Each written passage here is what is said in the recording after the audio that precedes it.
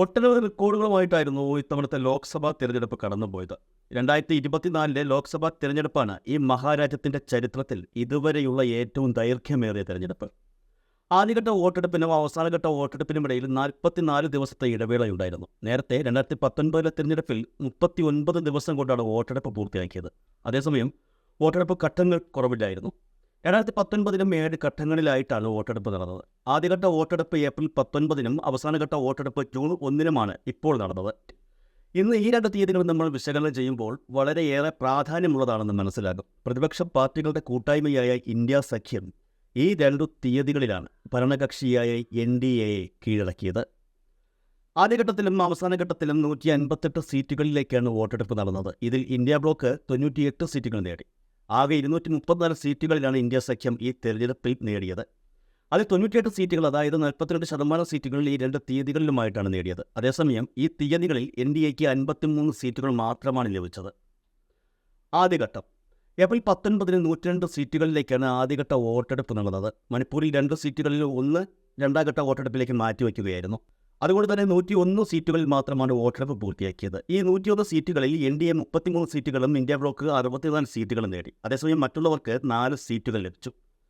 രണ്ടാം ഘട്ടം ഏപ്രിൽ 26 നടന്ന രണ്ടാം ഘട്ടത്തിൽ 88 സീറ്റുകളിലേക്കാണ് വോട്ടെടുപ്പ് നടന്നത്. ഈ ഘട്ടത്തിൽ NDA 53 സീറ്റുകൾ നേടിയപ്പോൾ ഇന്ത്യ ബ്ലോക്ക് 34 സീറ്റുകൾ നേടി. മറ്റുള്ളവർ 1 സീറ്റിൽ മാത്രമാണ് വിജയിച്ചത്. മൂന്നാം ഘട്ടം ഏപ്രിൽ 7 നടന്ന മൂന്നാം ഘട്ട തെരഞ്ഞെടുപ്പിൽ 94 സീറ്റുകളിൽ വോട്ടെടുപ്പ് നടന്നു. ഇതിൽ 66 സീറ്റുകൾ NDA നേടി. അതേസമയം ഇന്ത്യ ബ്ലോക്ക് 26 സീറ്റുകൾ മാത്രമാണ് നേടിയത്. മറ്റു പാർട്ടികൾക്ക് 2 സീറ്റുകൾ മാത്രമാണ് നേടാനായത്. നാലാം ഘട്ടം മെയ് 13 നടന്ന നാലാം ഘട്ടത്തിൽ 96 ലോക്സഭാ സീറ്റുകളിലേക്കുള്ള വോട്ടെടുപ്പ് നടന്നു. ഇതിൽ 60 സീറ്റുകളും NDA നേടി. അതേസമയം ഇന്ത്യ ബ്ലോക്കിന് 31 സീറ്റുകൾ മാത്രമാണ് നേടാനായത്.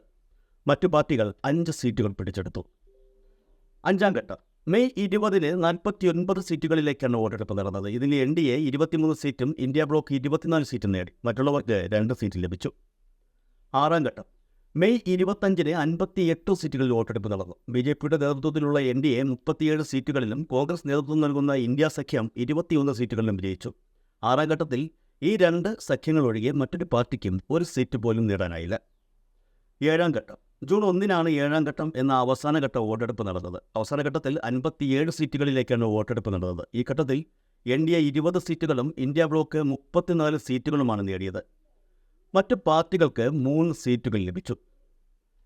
2024 ലോക്സഭാ തെരഞ്ഞെടുപ്പിൽ പിറന്ന റെക്കോർഡുകളെക്കുറിച്ച് നമുക്ക് നോക്കാം. മഹാരാഷ്ട്രയിൽ ഷിൻഡെ വിഭാഗം ശിവസേന സ്ഥാനാർത്ഥി രവീന്ദ്ര വൈഗർ ഈ തെരഞ്ഞെടുപ്പിൽ ഏറ്റവും ചെറിയ വ്യത്യാസത്തിൽ വിജയിച്ച ആളായി. മഹാരാഷ്ട്രയിലെ മുംബൈ നോർത്ത് വെസ്റ്റ് സീറ്റിൽ നിന്ന് 48 വോട്ടുകൾക്ക് താക്കറെ വിഭാഗം ശിവസേന സ്ഥാനാർത്ഥി അമോൽ ഗജാനൻ കീർത്തികറിനെ പരാജയപ്പെടുത്തുകയായിരുന്നു. കേരളത്തിലെ ആറ്റിങ്ങൽ മണ്ഡലത്തിൽ നിന്ന് വിജയിച്ച കോൺഗ്രസ് സ്ഥാനാർത്ഥി അടൂർ പ്രകാശിന് ഒരു റെക്കോർഡുണ്ട്.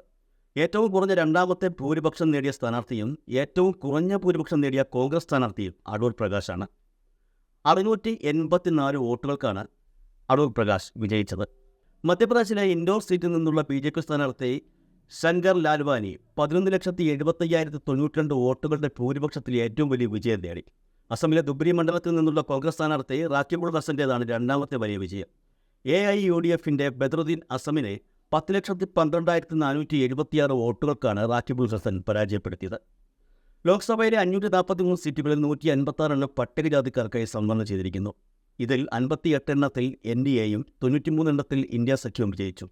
അതേസമയം പട്ടികവർഗ വിഭാഗങ്ങൾക്ക് സംവരണം ചെയ്ത 68 സീറ്റുകളിൽ NDA 45 സീറ്റുകളും ഇന്ത്യ സഖ്യം 18 സീറ്റുകളും നേടി.